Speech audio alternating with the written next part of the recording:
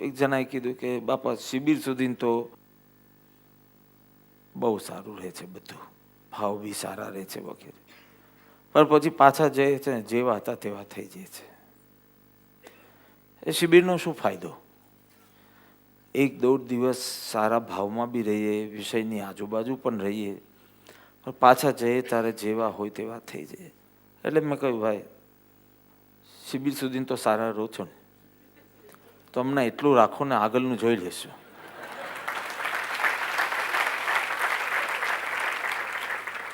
થોડો સમય તો પ્રભુની પાસે બેસીને થોડું કીધું શિબિર છે ને ચમત્કાર નથી, શિબિર દવા છે. દવા તમે લો ને એટલે તરત ને તરત તત્ક્ષણ બધું બદલાઈ ન જાય, ધીમે ધીમે થાય. એ બી તમારું બહુ ક્રોનિક હોય તો જરા લાંબો ટાઈમ બી લાગે, ધીમે ધીમે થાય, પણ અવશ્ય દોષને મટાડે. તમારા જે શરીરનો દોષ હોય એ મટાડે અને શક્તિ પણ પ્રદાન કરે. તમે શિબિર ઇઝ ઇક્વલ ટુ ચમત્કાર રાખશો ને તો તમે શિબિર તો એટેન્ડ કરી પણ કોઈ ફેર તો પડ્યો નહીં. શિબિર એક દવા છે જે તમારે રેગ્યુલર લયા કરવાની, એનાથી ધીમે ધીમે તમારો રોગ બી જાય અને તમને પુષ્ટિ પણ મળે અને તમારું એ રહે. ખરો પરદેશથી છોકરો બનવા ગયો હોય અને આવે એના વેકેશનમાં થોડો ટાઈમ આવે, તે વખતે એનું લક્ષ્ય આટલું જ હોય, ઘરનું ભોજન ખાવું, ઘરવાળાઓ સાથે ટાઈમ સ્પેન્ડ કરવું, એના સિવાય બીજું કોઈ. When he comes back home for a vacation then there is no agenda, there is no programme. ઘરનું ભોજન ખાવ એટલે ત્યાં કંઈ ખાવા પીવા ના મળ્યું હોય એટલે ઘરનું ભોજન ખાવ, ઘરવાળા સાથે સમય ગાળો અને એનાથી એનામાં આનંદનો સંચાર થાય છે, સ્ફૂર્તિ આવે છે, એની મનોસ્થિતિમાં પણ એક એમ કહો તો નવજીવન પ્રાપ્ત થાય છે. અને આ મસ્તીપૂર્વક એ પાછો જશે ને, એ પાછા ગયા પછી કંઈક તો ફેર થશે જ. એમ શિબિરમાં આવીને જે થોડો ટાઈમ પણ તારા ભાવોમાં ફરક પડે છે ને, વલણમાં જે ફેર પડે છે ને, એ થોડા દિવસ સુધી લંબાશે. પહેલાં 2 દિવસ લંબાતું હતું, હવે 4 દિવસ લંબાશે, ધીમે ધીમે લંબાશે અને તારી તંદુરસ્તી તને પ્રાપ્ત થતી જશે. દોષો દેખાવા લાગશે, બીજાના દોષો નહીં દેખાય એટલે રોષ પણ ઓછો થશે, રોષ ઓછો થશે એટલે પછી પરની ડિપેન્ડન્સી બી ઓછી થશે, પરનો રાગ પણ ઓછો થશે. એમ ધીમે ધીમે કાર્ય થશે. પણ કાર્ય ધીમે ધીમે થાય એટલે જે પાવરફુલ દવાનો યોગ છે એ યોગ તું છોડતો. શ્રદ્ધાનો વિષય છે. શિબિર શું કરી શકે અને સત્સંગ શું કરી શકે એ શ્રદ્ધાનો વિષય. ત્રાજવાથી તોલવામાં જશો ને તો તમને સમજાશે નહીં. It is not maths. 12 શિબિર કરો તો 12% ફેર થવો જોઈએ એવી રીતે નથી. શરૂમાં કાંઈ ન થાય અને પછી એકદમ ઝડપથી થાય, આવું પણ બને. So don't try to put the whole transformation into mathematics with time and with શિબિર. Of course દુનિયા કહેશે 2 વર્ષથી જાઓ છો તો ફેર તો દેખાતો નથી તમારે, 12 વર્ષથી કરો છો અને ઉલટા થતા જાઓ છો એવું લાગે. એમ દુનિયા કહેશે એટલે દુનિયાનો તો ઘણો ઉપકાર છે આપણા ઉપર.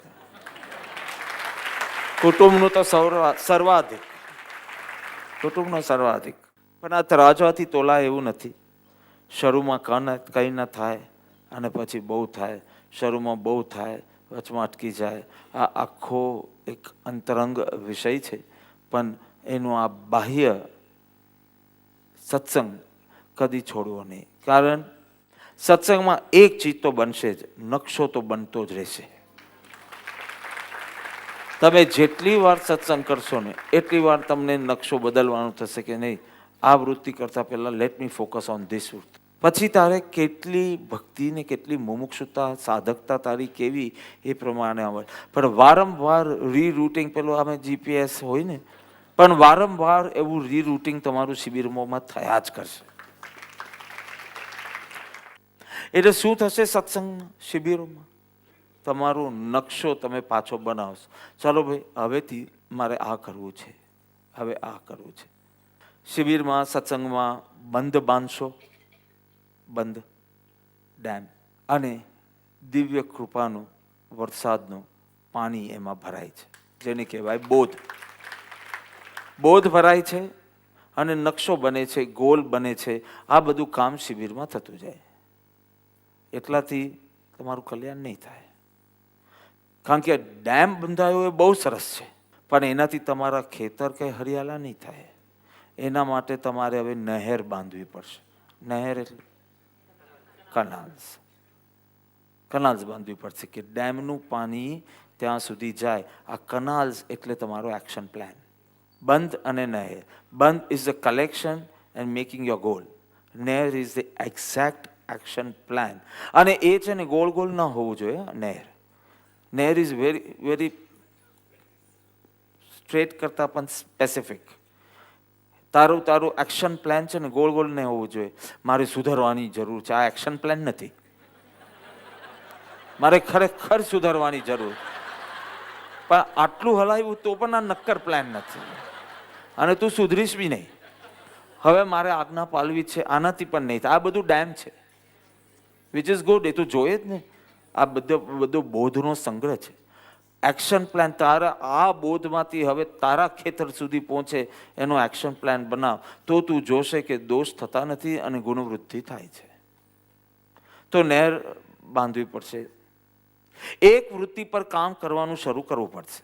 નકશો ગમે તેટલું, પણ એક વૃત્તિ ઉપર કામ કરવાનો એ સંકલ્પ અને હવે એની જાગૃતિ. એમ કરતાં કરતાં તમે એક પ્રહારમાં આખા રાક્ષસનો નાશ કરી શકશો. એક જ પ્રહારમાં. એક જ ધ્યેયથી તમે જીવન બદલી શકશો. એક જ સંકલ્પથી તમે દિવસ બદલી શકશો. એક જ નિયમથી તમારા મનનું આખું વલણ તમે બદલી શકશો. હવે એક એક વૃત્તિ પર કામ કરવાનું શરૂ કરો. ચલો રસ ત્યાગ હોય, સમજો કોઈ કે મારી રસ લોલુપતા બહુ છે અને એના કારણે પાંચેય ઇન્દ્રિયનું નુકસાન પહોંચે છે. એના કારણે પરમાત્માનું કનેક્શન તૂટે છે. એના કારણે સત્સંગથી પણ જેટલો લાભ થવો જોઈએ એટલો થશે. આખી ચેન્જ છે. તો મારે ચલો સ્વાદ વૃત્તિ ઉપર કોઈ એકદમ સિમ્પલ નાની વાત કરું છું, બહુ સિમ્પલ. પ્રતિજ્ઞા કરવી, સવારના પ્રાર્થના કરવી. જે તમારે કરવું હોય તો ટંક લેવો હોય તો ટંક, ને દ્રવ્ય લેવું હોય તો દ્રવ્ય, અને જેવી પ્રતિજ્ઞા અને પ્રાર્થના સવારનો ક્રમ. સાંજના 3 ચીજ, એટલે 2 ચીજ, 3માંથી 2 ચીજ કરવાની. એક ચેકિંગ કે આખો દિવસ તમારી આ વૃત્તિનું કેવું રહ્યું. ખરાબ રહ્યું તો માફી, સારું રહ્યું તો ગ્રેટિટ્યુડ. ખરાબ પણ એનાથી જ ક્લોઝ કરજો. સારું રહ્યું તો થેન્ક યુ ગોડ, તમારી શક્તિથી જ આ થયું. અને ના થયું તો માફી, કે આજનો દિવસે જરા હું એ જાગૃતિ ન રાખી શક્યો, પણ કાલે હું પાછો આ જ વૃત્તિ ઉપર કામ કરવામાં તૈયાર છું પાછો. એટલે માફી. કાં તો આટલી નાની ચીજ, પણ આ એક પ્રહારથી તમે તમારા રાક્ષસને પાડી શકશો. અને આ એક પ્રહાર નહીં કરશો ને તો આખી જિંદગી રાક્ષસથી ગભરાતા રહેશો કે આ વૃત્તિ મને હેરાન કરે ને આ એ કરે. You have to begin someway. કોઈ બહુ વિલાસી જીવન હોય તો એ નક્કી કરે કે મારે થોડું જીવનને સાદું બનાવવું છે. Just because I can afford, I try. કપડાં ને ટીવી ને આ ને દાગીના ને આ ને આ બધી ચીજથી મારી પરમાર્થ વૃત્તિ શિથિલ થાય છે. Let me work on the સાદાઈ પાર્ટ. તો એવું કોઈક નિયમ કરી શકાય. કોઈની વાણીમાં બહુ અશુદ્ધતા હોય, રૂડનેસ હોય, બેડ વર્ડ્સ હોય, કે બેડ ટોન હોય, કે નિંદા હોય, એ નક્કી કરે કે હું નહીં કરું, સબસ્ટિટ્યૂટ કરીશ. જાગશે તો બી સજગ રહીશ. તરત જ એને સારા ભાવથી સબસ્ટિટ્યૂટ. સાવ નાનકડી ચીજ છે, પણ તમે સાંભળી છે ઘણી વાર. પ્રયોગ કેટલી વાર કર્યા છે. તમને થાય કે હવે આમાં ટાઈમ નહીં બગાડ, આ બધું અમને ખબર છે. હા, પણ ખબર છે તો પણ એનો મહિમા નથી આવ્યો ને. કારણ કે you are not working, you are only waiting for miracles to happen. સાંભળ્યા કરો, એક દિવસ થઈ જશે. અને એવું કદી કોઈની સાથે બન્યું નથી. પ્રયોગ કરો, ફેલ થાવ, વાંધો નહીં, પણ નહેર તો તમારે બાંધવી જ પડશે. નહીં તો એ ડેમનું પાણી તમારા ખેતર સુધી પહોંચતું નથી. ડેમ જબરજસ્ત છે, પણ જ્યાં સુધી એની પાણી તમારા ખેતર સુધી ન પહોંચે તો મતલબ શું છે. અને આ ખેતર સુધી પહોંચ, કોઈક આટલો નાનું રહે કે નિયમિત રહીશ, નિયમિત પ્રાર્થનામાં નિયમિત રહીશ, ધ્યાનમાં નિયમિત રહીશ. પ્રમાદની સામે તમે જો જેવો ઢીલા થયા ને એટલે તમે પ્રમાદને સહકાર આપ્યો ગણાશે. અને આ ભયંકર કાયરતા છે. આ રીતે તો અનંત વાર સત્પુરુષનું શરણ વેસ્ટ કર્યું. મેં તમને શું આશીર્વાદ આપ્યો હતા ગુરુ પૂર્ણિમાના તમારા પેલા વિડીયોમાં? પરમ કૃપાળુદેવનું શરણ તમને ફલીભૂત થાવ એના માટે તમે હવે પરમ કૃપાળુદેવની આજ્ઞાને સહકાર આપજો, પ્રમાદને નહીં આપતા. આ નહેર છે, પેલો બંધ હતો. ફલીભૂત થાવ એ બંધ, ડેમ, અને નહેર એ તમારા નિયમ, તમારી જે વર્કિંગ ઓન યોર વૃત્તિસ, યુ હેવ ટુ. અને એને તો ધીમે ધીમે સરકતા સરકતા સરકતા એટલા બધા નીચે ઉતરી જશો કે જ્યાંથી સત્પુરુષ દેખાશે જ નહીં. પુરુષ દેખાશે, સત્પુરુષ નહીં દેખાય. સત્પુરુષતા જોવા માટે એ નેત્રો મુમુક્ષુતા એ એટલી બધી ખલાસ થઈ જશે કે where do you see gratitude, there won't be anything like grace for you and there will be nothing coming out like gratitude from you. બધી ચીજ બહુ જુદા પ્રકારે. આ અજ્ઞાન ને જ્ઞાનમાં આ જ ફેર છે, જોવાનો દ્રષ્ટિકોણ. સત્પુરુષ પ્રત્યે બી, જગતની અનિત્યતા પ્રત્યે બી, કર્મની વિચિત્રતા પ્રત્યે બી બધે જ તમારા વલણોમાં ફેર આવી જશે. So you need to do. બંધ બાંધો, એ દિવ્ય વરસાદનું પાણીને ભરાવા દો, નહેર બાંધો અને તમારા ખેતરને લીલા લીલા થવા દો.